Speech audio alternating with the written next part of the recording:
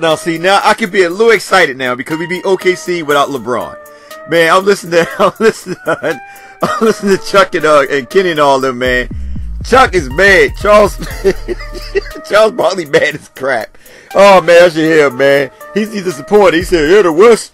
I'm disappointed in the West because, I thought it would be a fight. Golden State got the best record, and you're looking at all these other teams, and they're, you thought they would be open fight." And then Shaq told him, like, man, the West is a strong conference. But anyway, I'm sitting there listening up. Then Chuck already written the Lakers off. Just like a lot of our fans. Yes, I'm talking to you, Mike Lakers talk. Remember, you just talking about trade them and all that. Then on Twitter, you were talking about these guys. Sorry, I don't want to hear nothing from you, Mike. Nothing. Don't even make no more videos about trading out young players. See, this is the main reason why I have faith in our young players. I made a video not too long ago, and I said if the young players, if Lou Walton only play them to their strength, we are just as good. And people are like, oh, Irv, you don't know what the hell you talking about. Listen, anybody that disagree with me, I don't want y'all cheering against this game right here. Remember, OKC got all their players. They're ranked #1 in defense. They just lost to the Atlanta Hawks. I mean, the Falcons, goddamn dirty bird. They lost to the Atlanta Hawks, right? Paul George said they will come out, set the tone. They're going to bounce back from that stinker against the Atlanta Hawks. So they already expect they were going to beat us. When they went up by what, 15, 17 points, they knew right then and there that they were going to beat us. And then Luke Walton, listen. I've been beating up on Luke. See, one thing about me, I'm going to have to let you guys know. I critique the game and critique the players and the coach because I want them to do better. I'm not the one to say, well, let's trade them, let's do this, let's do that. I just want them to play better. I want the coach to coach better and the players to play better. That's all I want. I'm a Lakers fan, man. I'm not going to say, well, after 2 or 3 games, let's go ahead and get rid of them because I understand.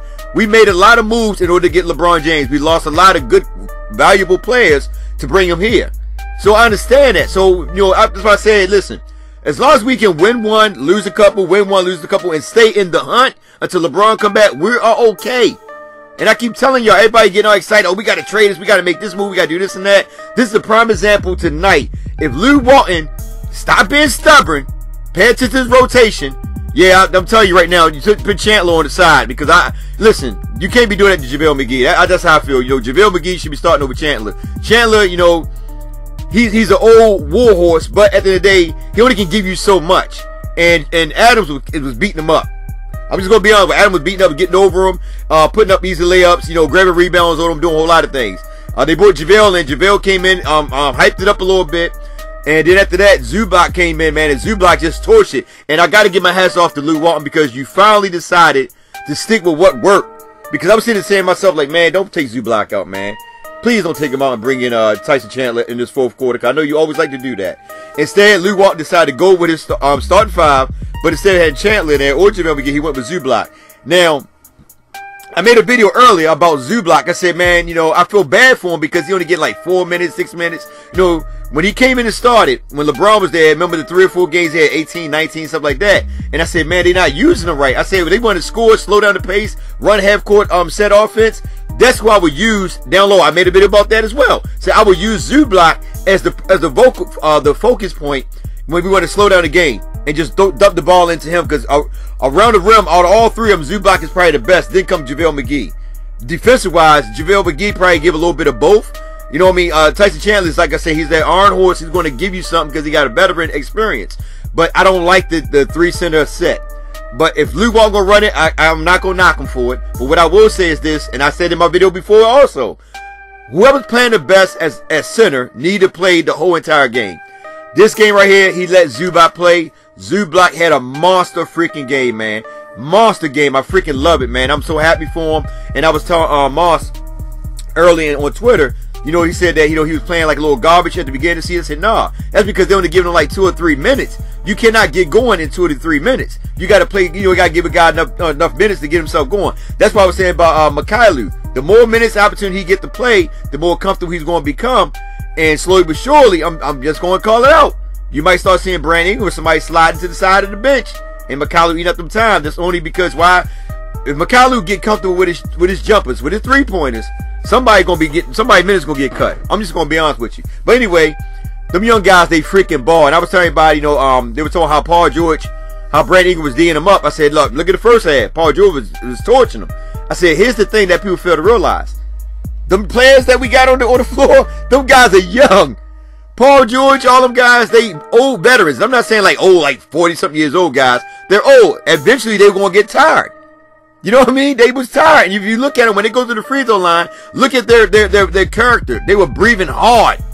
And the thing is, the coach didn't want to take them out because they knew if they take them out while the Lakers were making their run, it would have hurt them. So I was happy that I'm finally happy that freaking Lonzo Ball had the ball a good portion of the game. You see when Lonzo Ball has the ball, what he can do? I keep telling people, everybody keeps telling he garbage. What did he score the last game? 19. What did he score in this game? Let me look at the stats real quick. You can just help y'all fans, man. I don't know what the hell wrong with y'all, man. Y'all don't know no goddamn on basketball. Don't tell your mama come in and sit down beside me so I can talk to her. Because y'all ain't, something happened as you was freaking coming out of your mama's womb. Somewhere down the line, you know, somebody hit you in the head. You couldn't think straight. I'm hyped. I'm sorry, man. I'm hyped because we beat the OKC Thunder without freaking LeBron. And I told y'all that previous game when we lost, when Westbrook had a bad game and Paul George was struggling. Well, Paul George had 3 fouls in the first quarter. We should have won that game as well. That was just bad coaching on Luke Walton. See, that's why I try to tell you guys, you got to call it out when it's there. Luke Walton, this game right here, he did hell of a coaching. When the guy was struggling, they were down by 15, 17, he took the whole team out, bring the bench in. The bench brought him back, and he said, okay, now we got it. Now we're going to slowly bring the starters back in. But he continued to work Zubac.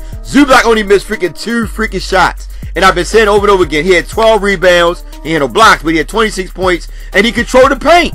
Played pretty good, man. He was hyped, man. And Lonzo Ball, when he shot that 3 and he was pumped, that's what I want to see more for Lonzo Ball. More for Lonzo Ball. God dang it, I want to see him hyped like that. I'm sorry, guys. I'm sorry, I'm so hyped. I'm sorry. I know y'all gonna probably flag me. You know, I'm so hyped. I don't know what to say. But anyway, I was excited, man. I was excited. Caldwell Pope, I know he didn't really get back in. Be honest with you, him and Josh Hart right now, this game right here, both of them played pretty good. Josh Hart finally got his shot. He looked good. All right, so I didn't mind Josh Hart being in there at the end. Now, if Josh Hart was struggling, I believe Luke Walton would have brought KCP in. KCP had a good game. He had 13 points. Lonzo Ball, man, he was 7 for 17. I don't mind taking that many shots. He was 4 for 10 behind the 3-pointer. That's a lot of shots. But at the end of the day, it worked. I don't care. Long as he, if the shot is there, you take it. Like Luke Walton won it. I'm with you, Luke. If the shot there, take it. But the dude had 10 assists. He had 1 steal. He had for a turnover, 18 points. Brandon Ingram had 8 points. He was struggling. He was like 1 for 9. The only field goal that he have is that pass off, that cut that he gave to the basket that Zubac gave him, and he made that dunk. And it's like, yeah, that's what I'm talking about. So he did have 11 assists though. You can't knock that. He had 11 assists though. He had 1 block. That's about it. But he was just struggling for the field. But one thing I can say, I don't mind struggling for the field like that. Even though me personally, I would have probably bring in McCallum if we needed the shot, but because we didn't need the shot, and because Kuzma and Lonzo Ball was hot, and Josh Hart was hot, and Zubac was freaking on, he's on fire! We didn't really need Brandon Ingram to score. So Brandon Ingram did the other things. You know, when Paul George was tired, he took advantage of it. You know, because he stayed up on Paul. Paul couldn't get it past him. He was tired, you could see it. But anyway, Brandon had 11 assists, he had 8 points, but Kuzma went off. And he felt this shot, man. Look at his 3-pointer. He was 7 for 12. Dude went off again. 8 rebounds, 4 assists. I know at the beginning of the game, people on Twitter was cussing Kuzma out. Man, lift your head up. Man, do this, man, do that. You're turning the ball over, blah, blah, blah. But never said that about Brandon and his 1 for 9. But it is what it is, man. You know what I'm saying? Listen, one thing about me, I try not to be biased because a lot of fans, man, they just go off on certain individuals but won't call everybody else. Listen, I don't give a hell what they did. This game right here, we won. I don't care about Brandon going 1 for 9. I don't care. I was hyped. You know what I'm saying? I don't give. He could go freaking 1 for 40. We won the game. That's all I care about. Win. We won, and we won in good fashion. Luke Walton trusted the young guys to finish the game out. He didn't, panic. He didn't make some changes in the rotation. He let them play it out, and that was the best thing that ever happened. Kuzma was, like I said, Kuzma did a pretty good job. Like I said, he ended with 32 points. He had 3 steals. He had 4 assists. He had 8 rebounds. Brand had 5, yeah, and Lonzo Ball, man. Lonzo Ball controlling the tempo of the game. That's why I keep telling you guys, Lonzo Ball had the ball in his hand. When Lonzo Ball had the ball in his hand, the offense flowed much better. He has the highest IQ out of all the players on his team when it comes to passing the rock. Yeah, he had 4 turnovers, a couple bad ones, a couple turnovers. He got stripped a couple times too. And I know the last couple games he got stripped because the defenders are actually coming up on him now. They're not like backing off of him. They actually are getting up on him, getting into his dribbling space and to disrupt his dribbling to get up on him and put a hand in and get a steal. So Lonzo Ball got to definitely work on that, man. You know, try to separate his space from them. But anyway, he still played good. I don't care what nobody say. He dropped 18 points. You know, had 10 assists. You know, call it what it is. Beasley had 5. Freaking, like my man Zubac, man. And it's my thing. I feel so bad for Zubac. I really do, man, because if Lou Walton would have just been patient and they would have played Zubac at the beginning of the season, Tyson Chandler never came over here, Zubac would be actually coming behind JaVale McGee and probably would have been starting over JaVale McGee. Eventually, you got to start him. I'm sorry, man. I mean, listen, I like JaVale. I like Chandler. I like JaVale McGee because I like the way he gets around the rim, but you got to start the big dude, man. You got to start him, man. You got to go ahead and start him because right now he's probably out of the 3, man. He's the only one that been consistent. I mean, as in when the ball was coming to him, you know, he's the only one that really been putting up some high numbers. You know what I mean, on a consistent basis. Like I said, when LeBron was there in those 3 or 4 games, I told you he was average 18, 19 points. You got to start him, man. 12 rebounds, 26 points. You can't knock it, man. Josh Hart, like I said, had a good game. McCallum came in, grabbed 7 points. He was 2 for 6 behind the 3-point arc. And I'm telling you, bro. I'm telling you, man. And that's the thing about the fan base. I just want to tell you guys like this, man. At the end of the day, man, you gotta trust them. I just made a video saying that we gotta trust them. We gotta believe in them, and they gotta be more engaged, man. And I'm happy that they were really engaged in this game, man. Kudos to all of them. Kudos to freaking LeBron James tweeted, said that was a hell of a win, man. That's what I'm talking about from a from a mentor. You know, looking out for his young players, man, and showing that love and that respect to them young players. That encourages them to play even harder. And that's why I say, as fans, man, we got to support and back these guys up. You know what I mean? Don't quickly be saying we need to trade, we need to make moves, we need to do this and that. You know, teams go through certain times where they might lose 3 or 4 games, but they come right back. Look at the Spurs. At the beginning of the season, they were struggling like hell. Now look at them. You know what I'm saying? So you got to look at that. Look at the Golden State Warriors. They were struggling. Now look at them. Houston Rockets, they were at the bottom with Phoenix. Now look at them. And they're doing it without Chris Paul, James Harden killing. All I'm saying at the end of the day, guys, we just got to be patient and believe in our young players, man. Stop being so quick to talk about trade them. You know, like y'all, like we kids, man. Like we want to make moves so early to make moves to trade players when we got quality players right here. All we need to wait till, like I said, at the offseason. If we can get one more star, that's cool. If not, it's all good. These young guys, man, next year gonna be freaking balling. Straight up. If Lonzo, like I said, Lonzo Ball had 3 years on his belt, and Lonzo Ball is getting more comfortable and now going to the basket, attacking the basket, shooting threes. Remember at the beginning of the season, he didn't really say nothing. He was just quiet. This game right here spoke volume because he was pumped. When he shot that 3, man, you seen that, he was yelling, yeah, he was pumped. That right there lets you know that he's ready to take over, man. He's ready to take over. Beginning to see, like I told y'all before, I said Lonzo Ball is not an alpha male. He's not ready to take over. This game right here, you can see he's starting to get more and more developed and getting more comfortable in the NBA level. You see it. It's starting to be coming to fruition.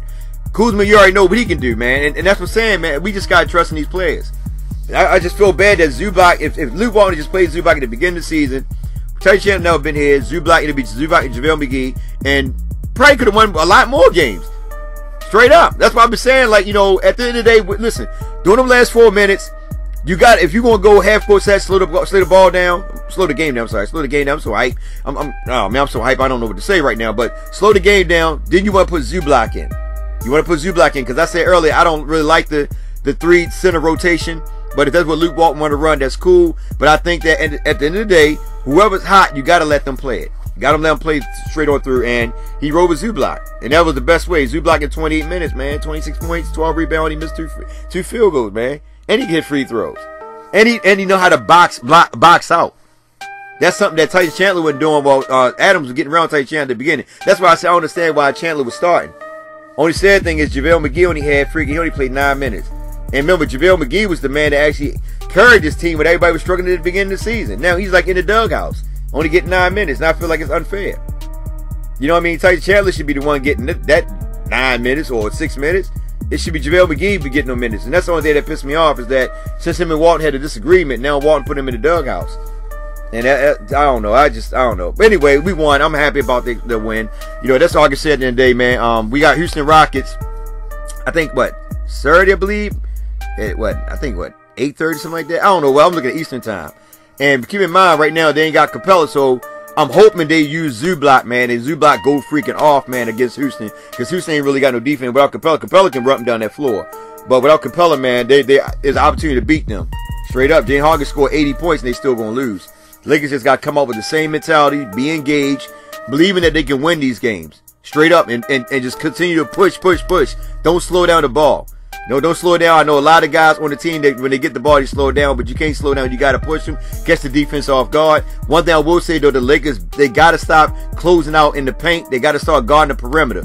Let Zubac play his man one-on-one. He does not need help. He's big enough to be able to guard his man. You don't need somebody to try to cut in to help out. Because when you do that, all that guy gonna do is kick it out to the open perimeter shooter. And that's what Ferguson was at. He was killing us on that. You know what I mean? He was knocking down all them shots, man. Nigga, excuse my language. I'm about to say something I ain't supposed to say. Oh my God, excuse me. The ninja was hot, man. Oh my goodness, I'm about to say something. You know, he was freaking hot. You know, I mean, he was knocking down shots. Even Russell Westbrook was knocking down shots. You know, Paul George, all of them was knocking down shots. All of them was like, Paul was 5 for 12. Westbrook was 5 for 12. Ferguson was 6 for 12. You know, Pastor was 3 for 4. Where's Grant at? Grant was 2 for 6, but they were knocking down threes, man. I think between the both, I think he had like 41 threes. Almost broke the record that was set by I think Golden State and Houston. But the point is, man, they were hot, and that's because we left them open on the perimeter. You know, because we kept trying to help down low. Got to get away from that, man. We just got to believe and trust in our centers to, you know, to play straight up D on that man. You know, at the end of the day, Adams is not somebody that know how to create offense. So you don't really have to, or Noels, you ain't really got to double up on them guys. You know, let them play straight up D and make them guys, pass it out to somebody and force them to take a wild shot. That's what they were doing with the Lakers. But the Lakers, like I said, they were running, they were cutting. Lonzo Ball was finding people, Brain was finding people, man. They just looked good, man. And I'm just happy that Lew Walton finally did some things right. I ain't got nothing to say about Lew Walton this game. He didn't take the guys out the last minute. He did what was right. With that being said, man, it's your man, Urban Lover, man. Like, share, subscribe in the comment section. Y'all guys should be hyped, man. We won, 2 in a row. We beat the Bulls, and we won this game. Hopefully we can win Houston, man. Like I said, all we got to do is just win some, lose a couple. It's not bad. As long as we stay in the pack and LeBron come back, we're not out of the playoff. You know what I mean? The West is wide open. Like I said before, you could be sitting right now where Phoenix at. Not at where Phoenix at, but, you know, right over Phoenix and still have a chance to still make the playoff. So the Lakers are playing pretty good, and like I said, their confidence is starting to build. They beat a good team. OKC is not a bad team. They beat a good team. So I'm happy for the Lakers, man. Hats off, man. Oh man, I don't know what else to say, man. I'm going to drink and pass out. You guys should do the same. No, don't drink and pass out. It's too long. I'm gone.